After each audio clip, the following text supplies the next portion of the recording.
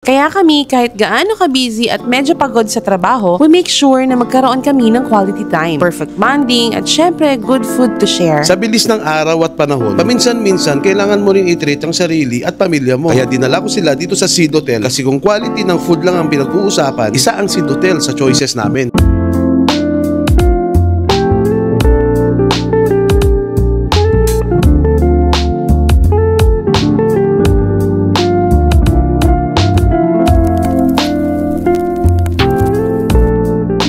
Ayan, dumating na yung mga orders natin. So, ang in-order namin, ayan, pizza, kare-kare. Ito yung dapat nyo matikman dito, yung seed rice.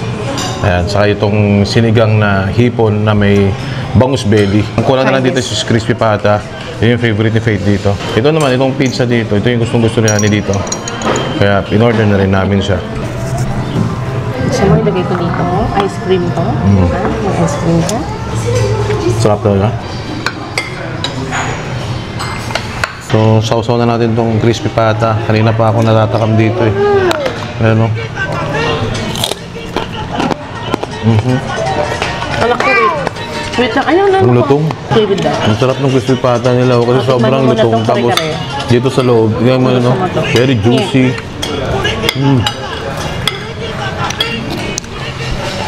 Ang sarap talaga nitong seed rice. Meron siyang kakaiba na nalinagay nila dito na para siyang ma-seafood yung dating niya, ma-seafood yung lasa. Sobrang sarap, hindi mo ma-distinguish ano nilagay nila dito.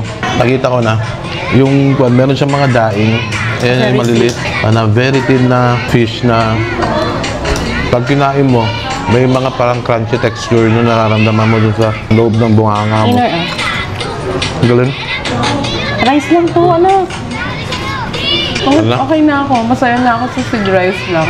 Wala na iba. Wala na ako ibang hihingin pa.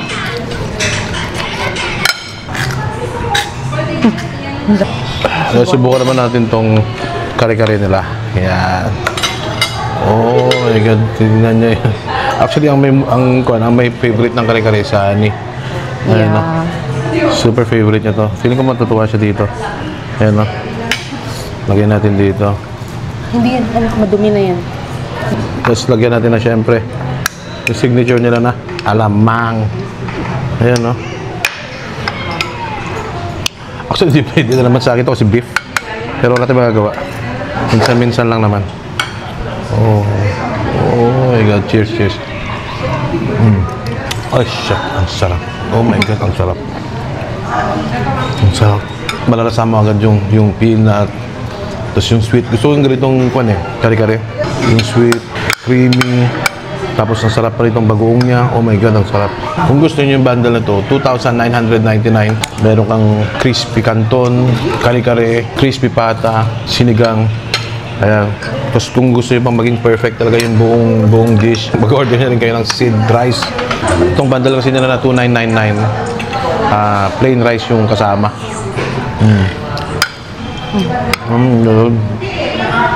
Ay, marami pa ka. Alam mo yung parang napaka-powerful yung kanya, napaka-powerful yung lasa niya. Grabe, napaka-rich yung flavors. Andun na lahat. Oh my God, gustong-gusto ko na to. Grabe mo si Marquin. Ang papayin ako. Oh my God. I'm so happy. Napaka-perfect ng staycation kasi pinerfect na agad ng food nila. Ano? Oh my God.